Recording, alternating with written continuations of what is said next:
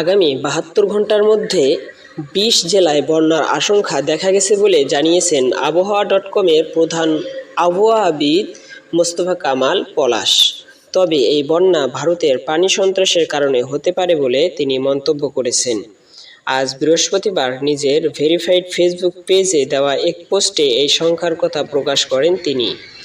মোস্তফা কামাল পলাশ বলেন, বৃহস্পতিবার থেকে আগামী ২৪ ঘন্টার মধ্যে ৫ থেকে ১০টি জেলা এবং ৭২ ঘন্টার মধ্যে ১৫ থেকে ২০টি জেলায় ভয়াবহ বন্যার কবলে পড়তে পারে বলে আশঙ্কা করা যাচ্ছে। ফেসবুক পোস্টে তিনি বলেন, বাংলাদেশের মানুষরা কি আবারও প্রতিবেশী ভারতের পানি সন্ত্রাসের শিকার হতে যাচ্ছে?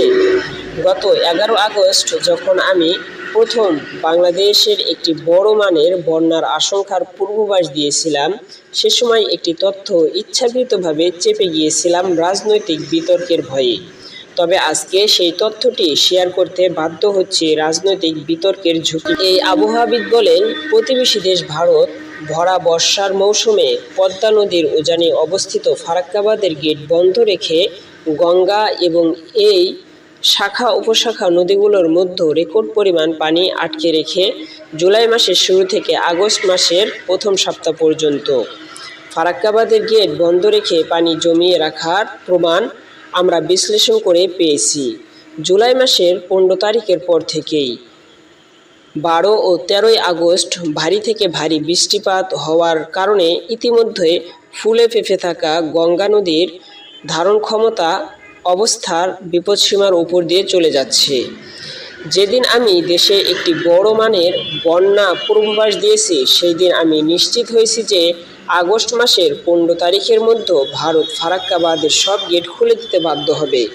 কারণ ওই দিন আমরা বিশ্লেষণে ধরা পড়েছে যে গঙ্গা নদীর তীরবর্তী কোন কোন এলাকায় বন্যা শুরু হয়েছে, যা পরবর্তী ৭২ ঘন্টার মধ্যে চরম আকার ধারণ করবে।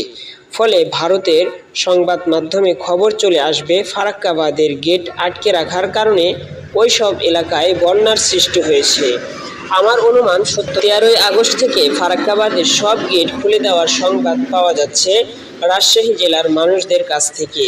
তিনি আরও বলেন, ফারাক্কাবাদের উজানে যে পরিমাণ পানি জমা রেখে তা কমানোর জন্য ফারাক্কাবাদের সব গেট কমপক্ষে ১ থেকে ২ সপ্তাহ খোলা রাখার আশঙ্কা করা যাচ্ছে। আগামী ২৪ ঘন্টার মধ্যেই পদ্মা নদী এবং তার শাখা উপশাখার নদীগুলোর তীরবর্তী জেলাসমূহে বন্যা কবলিত হওয়ার প্রবল আশঙ্কা করা হচ্ছে।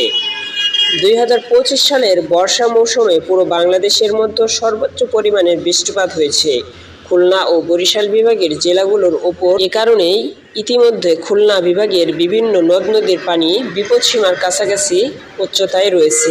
গতকাল বুধবার ফারাক্কাবাদের সব গেট খুলে দেওয়ার পর থেকে পদ্মা নদীর শাখা নদীগুলো দিয়ে যে পানি প্রবেশ করা হয়েছে, তার কারণে আজ বৃহস্পতিবার থেকে রাজশাহী ও খুলনা বিভাগে অনেক জেলায় বন্যা কবলিত হওয়ার প্রবল আশঙ্কা করা হচ্ছে।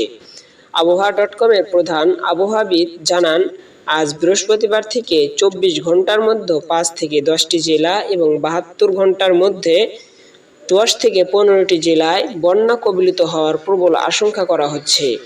রাজশাহী, খুলনা ও ঢাকা বিভাগের যে জেলাগুলোর মধ্য দিয়ে পদ্মা নদীর পানি প্রবাহিত হয়, আজ বৃহস্পতিবার ইতিমধ্যে রংপুর বিভাগের তিস্তা ও দুধকুমার নদের পানি বিপদসীমার উপর দিয়ে প্রবাহিত শুরু হয়েছে। ফলে আজ থেকে নীলফামারী, কুড়িগ্রাম, লালমনিরহাট, গাইবান্ধা জেলার অনেক এলাকায় বন্যা কবলিত হওয়ার প্রবল আশঙ্কা করা যাচ্ছে। পলাশ আরও জানান, আশঙ্কা করা হচ্ছে আগামী রবিবার থেকে রংপুর, রাজশাহী, খুলনা, ঢাকা, ময়মনসিংহ সহ দেশের ১৫ থেকে ২০টি জেলায় বন্যার পানিতে প্লাবিত হওয়ার সম্ভাবনা রয়েছে।